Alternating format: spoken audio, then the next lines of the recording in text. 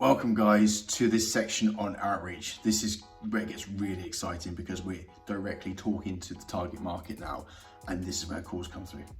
And at this section, you'll soon appreciate conversations lead to calls, calls lead to clients, and this is the effective push strategy. So this works in tandem to the content we're producing. That's obviously going to give people a reason to subscribe to us, a reason to watch us and start following. Here, we're going to start conversations with people.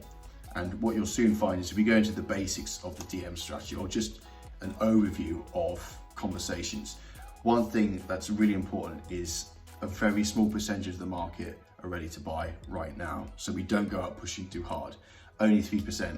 And just to give you an analogy, or just to give you an example here, 3%, if you look at this pyramid, the top part of the market, they're ready right now. Underneath that, you've got people who are actively researching. You know, they've seen a photo of themselves on holiday they're not happy with, they felt insecure on the last holiday, their friend they're comparing themselves towards, it just looks really good on a diet and they feel podgy, but they don't know what to do. So they're just like, okay, I need to do some research, I need to figure it out, I don't want to make a mistake, I don't want to look like a tit.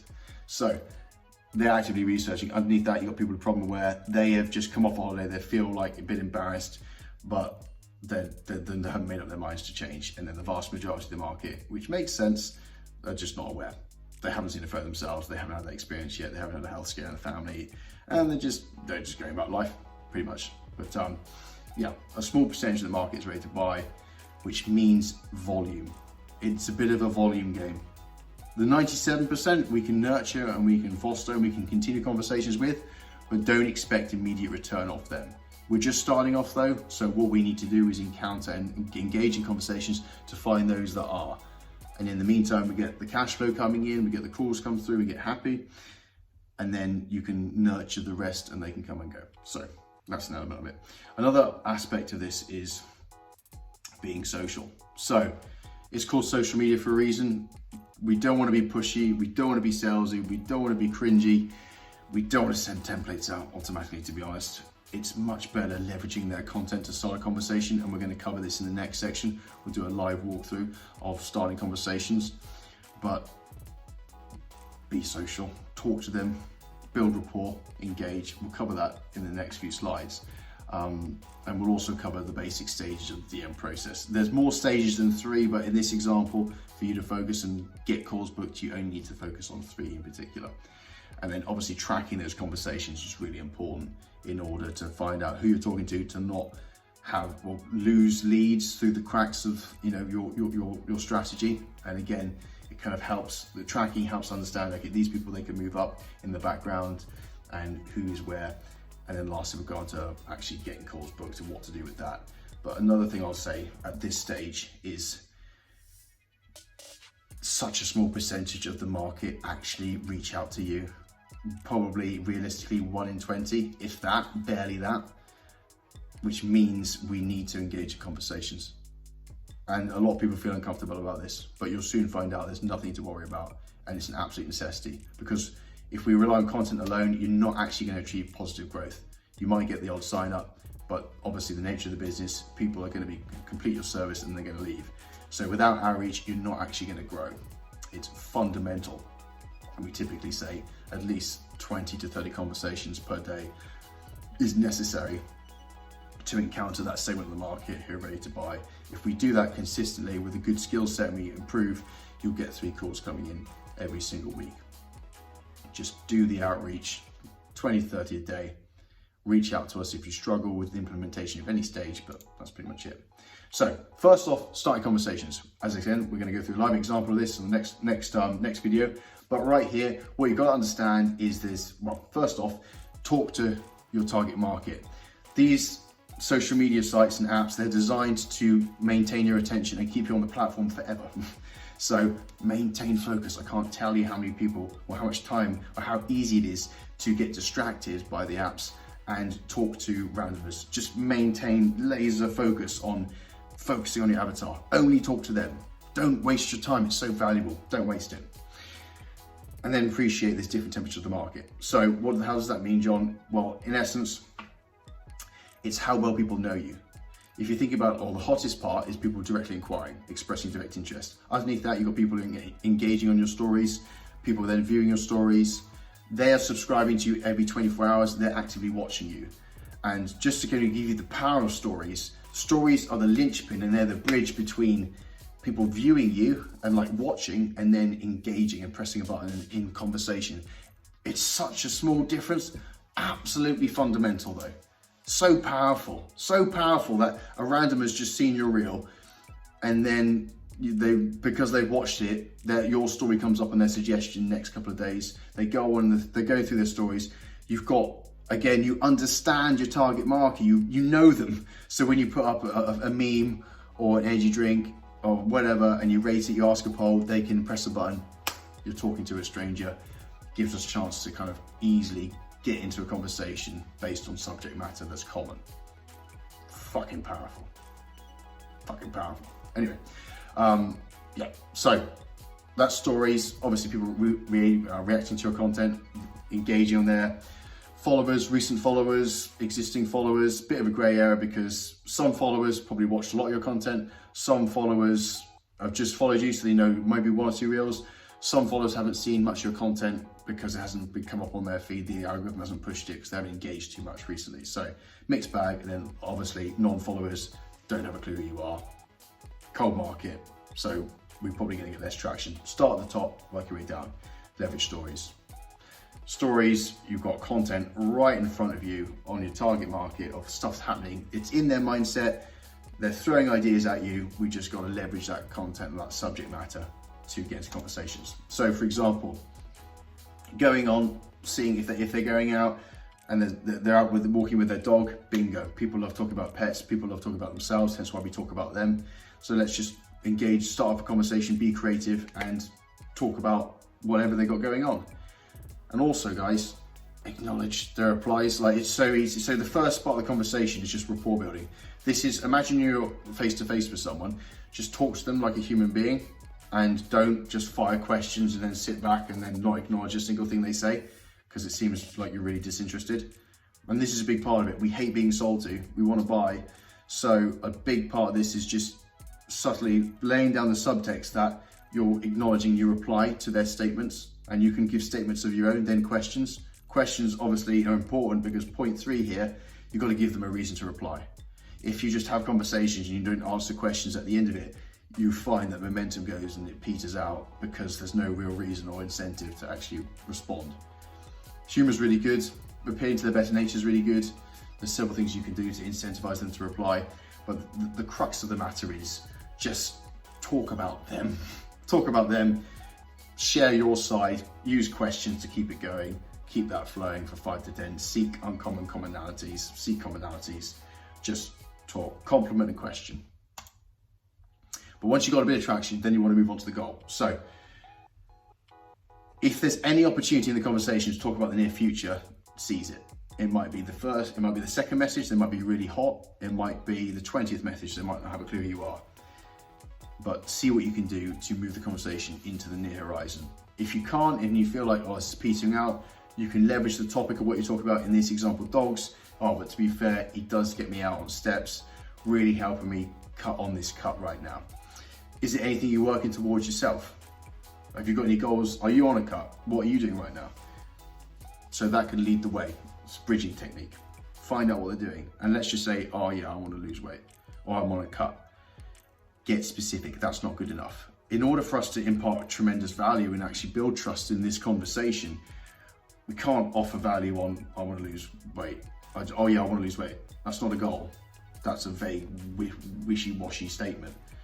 Okay, yeah, eat more, move less. No, that's the opposite. I got that wrong. How can I get that wrong? Yeah, move more, eat less. So there you go. So get specific, laser in on the goal. And then once you've got the goal, let's just say they want to lose 3 stone to get into a wedding dress or, for a holiday. Why? So you're an annoying child. Why? Not literally in the conversation, but you need to find out the deeper reason. I badger the living shit out of my clients about this, but you need to know why. This is the real reason why someone wants to change. And again, it's painful. The reason why we don't talk about this is it's quite painful. It's no one's thinking about it, and they're not cognizant of it, but all of a sudden, when we talk about the real reason why they want to lose weight, and the reason, you know, why they want to get in better shape for the wedding, they then start to think about it. And then the value starts to increase. And as you know, everyone's got a fixed idea about price, but when the value breaches it, sale is made, you need to increase that urgency, desire, value, and again, resonate with it, relate to it, respond to it, build empathy, share the emotion about it. But understanding that why is so important, and referencing it and making them think about it so they're cognizant, and then that creates desire, urgency to move forward and necessitate a call. Otherwise, who is motivated to jump on a call because they want to lose a couple pounds and their macros are a bit skew with? It's just, you need to dig deep, dig deep. So here's a little walkthrough example. I'm just going to talk through it. So, okay, over the next 6 months, what would need to happen to make you feel like an online coach? Or maybe you could say what you need to feel like getting on a good diet plan was the best investment you've ever made. I guess if I could lose around 25 kilo, that's big. That's a huge goal. Why that amount in particular? I know I'm overweight. I was happy the last time I was that weight about 5 years ago. Why do you think you were happy then? It can't have been just the weight. Again, homing on the why. I guess I felt more confident about the way I looked. I actually felt more attractive. I wasn't embarrassed and ashamed of myself. And then this question is really good, because that starts to bring it into now. That starts to turn the tap. Okay, why have you decided that now is the best time to make a change, or now is the time to make a change? Or I'm worried my partner. So again, it's the why. It's getting into the real reason. I'm worried my partner doesn't find me attractive anymore. Zero romance in our relationship, and I'm scared our family's going to fall apart. That is the crux of it. Now again, then we're never going to get this information out of them if we haven't established rapport and gone through that stage first. And so many people just go in dry, where they're just like, oh, this is what I do. Do you need my help? I do this. Template message, and it's so impersonal and it pisses people off. So again, starting with a good social about them, and then you're going to get information like this out of them, makes your job easier. And then, you know, you want to help people. So how valuable is that? You're saving a family versus, oh, I can correct a few macros, you know. Really important to understand the why. So tracking as well is important. So everyone, you know, when we go on full service, we implement lead trackers. You get a full breakdown of who is where. You understand, take notes. And again, it clearly helps. Let's just say you're talking to Malcolm, who was in Manchester bricklaying. You know, he is now gone from, okay, you've talked to him about his goal, and then, you know, left the conversation, then you move him up to the next thing he needs to do about goals is, okay, what has he tried before? We need to talk about the real reasons behind the goal. You talked to Samantha just now. She's just replied to your first message. She's in rapport building, so you need to move Malcolm up here. You need to move Samantha here. So it's all about moving the stages up and down, up and down, and it just makes your life super easy, and you never forget someone. And following up, massively important. And a lot of people ask me, oh, how many times do I follow? If they don't reply to my message, how many times do I follow up? And obviously it depends on the context of the conversation, but just remember, okay, you're talking to Malcolm. Last time you spoke, you asked him a question about his goal, didn't reply. Oof, does he not like me? He didn't reply because he looked at your message, he's about to type, his dog just shat on the carpet. Right, clear that up, and he's put his phone down, and then he's forgotten about it. His life's just continued. Follow up. You never know. They'll tell you to go away, you know, just follow up. And if you've sent several and you haven't got a reply, call it off for a little bit, get a bit of content, send them that bit of content that's helpful, and just say, saw this, saw a client, worked with a client earlier, saw this, thought of you, think it'd be really helpful. You know, I know this is so-and-so is important to you, and I think it's gonna help overcome that. So tracking and follow up, know exactly where you are. Lastly, getting onto calls and signing up with clients. Please don't send them questionnaires. At the end, you've got their interest and you've got them motivated and thinking about it.